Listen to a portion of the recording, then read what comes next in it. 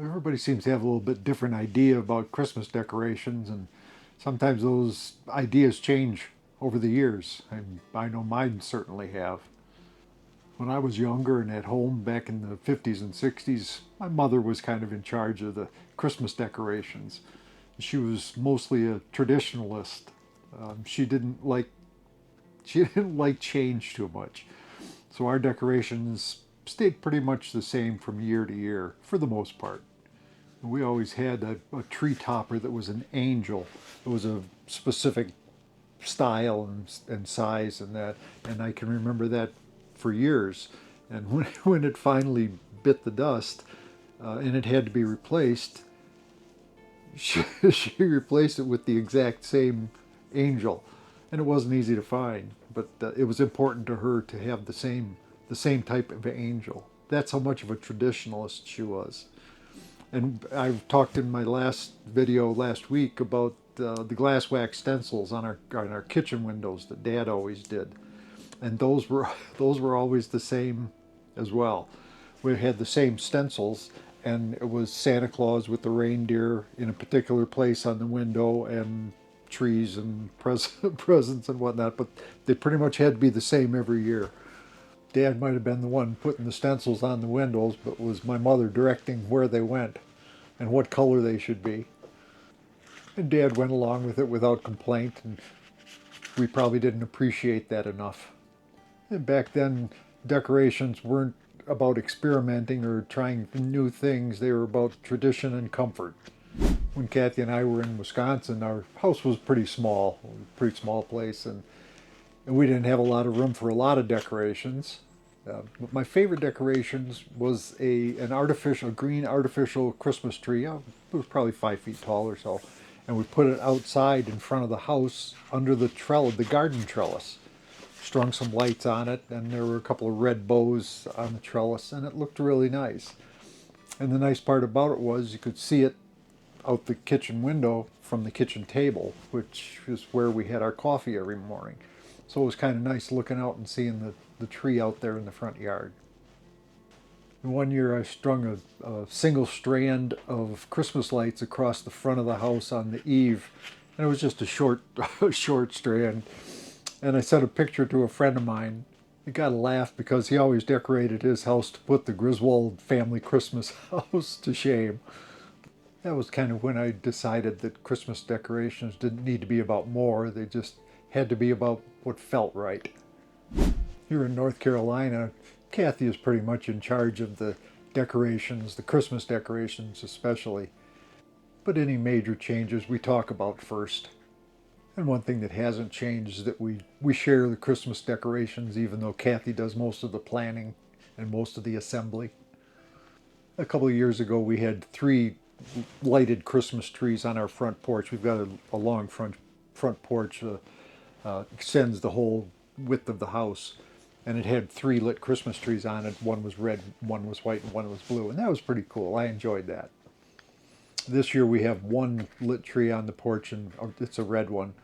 And Kathy put green garland along the railing on the front of the porch, and it has white lights on it, and it looks really nice.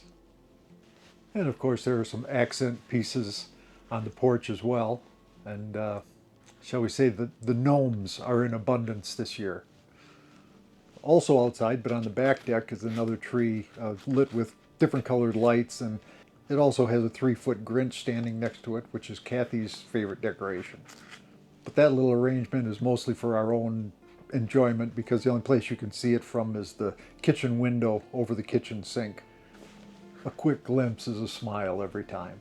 Our house here in North Carolina is a little bit bigger than the house that we had in Wisconsin, but it's still a cabin, so there's not a lot of room for decorations.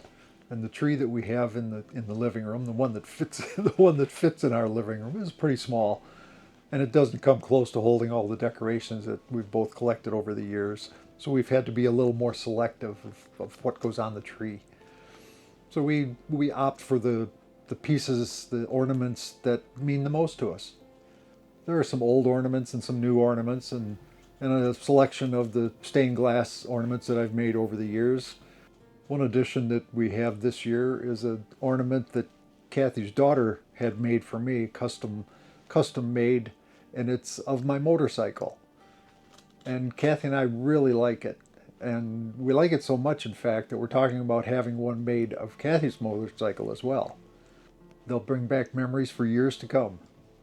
And also, last night at our neighborhood Christmas party, our good friends and neighbors across the road who hosted the party made an ornament for each of the households, a handmade ornament, which was really nice. It's very elegant looking, and that'll be on the tree for forever probably.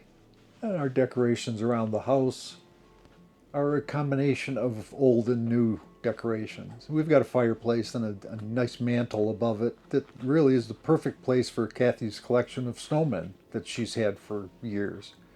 So that will probably never change. They will probably always be there on the mantle. And other areas around the house have little touches that, as Kathy sees fit on decorating day, the locations and pieces change from year to year. There are snowmen, and like I said before, there are gnomes everywhere. Plus, there are sprigs of holly and berries, and like I said, snowmen. And did I say gnomes? Yeah, there's a gnome or two around. And we have a nativity scene that has a special place in our living room. It fits perfectly where it is. So that probably will stay there. The decorations always look great in my eyes. The pace has slowed down and become more relaxed.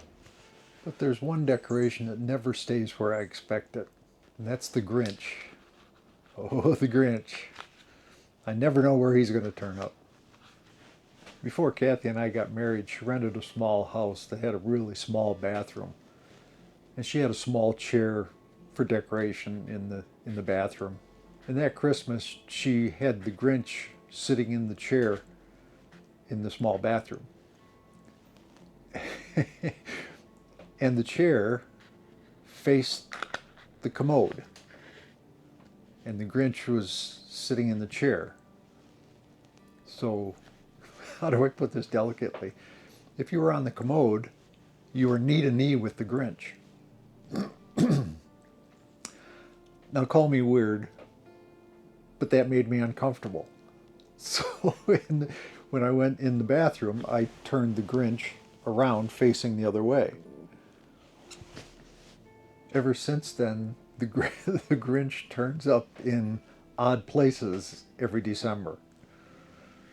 One year it was sitting on top of the shower head in the shower. So when I went to climb in the shower, the Grinch was above the shower head. Another time, when I threw back the covers to get in bed, it was resting on my pillow. So you get the idea. All part of the holiday fun. Going back in time for a minute, I can always remember what a hassle it was turning the Christmas tree lights on and off. Somebody had to lay down on the floor and scooch under the tree and unplug the cord from the outlet. After a time, they came out with a cord that had a red bulb on it, and you could step on it with your foot to turn the lights on and off. You didn't have to crawl under the tree, and I thought that was the greatest thing since sliced bread. Well, a couple of years ago, while cruising Amazon, as I do occasionally, I came across this unit that had a remote, and it had 5 buttons on it, numbered, and it came with 5 units, also numbered, that you plug into the wall and then plug something into, and you could turn it on and off with this remote from wherever you were. So now we can control all of our lights, inside and outside, front and back, from the couch. I know, it's very low tech for this day and age, but it tickles Kathy and I to no end. Whoever wakes up first goes out and starts the coffee and turns all the Christmas lights on. So when the coffee is ready, we get up and have our coffee in a festively lit living room. And that happens to be our favorite time of the day, coffee in the morning. And to have, with all your Christmas lights on and everything, we enjoy that. It's always been our favorite time of day. In the summer, we're on the porch And at Christmas time, we're in the lights. And it's not really about the remote, it's about how we enjoy starting the day. I haven't always enjoyed Christmas as much as I do now. Now that it's slowed down and become more relaxed, it's much more enjoyable. I'm enjoying the season with all the lights and the decorations without all the stress. And I look forward to having the house decorated for Christmas, and Kathy enjoys doing it, and we agree that it doesn't take place until after Thanksgiving. So we're together on that as well. Do you decorate for Christmas? Do you decorate a lot? Do you decorate a little? Do you have favorite decorations? I'd love to hear about it in the comments. Thanks for being here. Have a peaceful, joyful Christmas.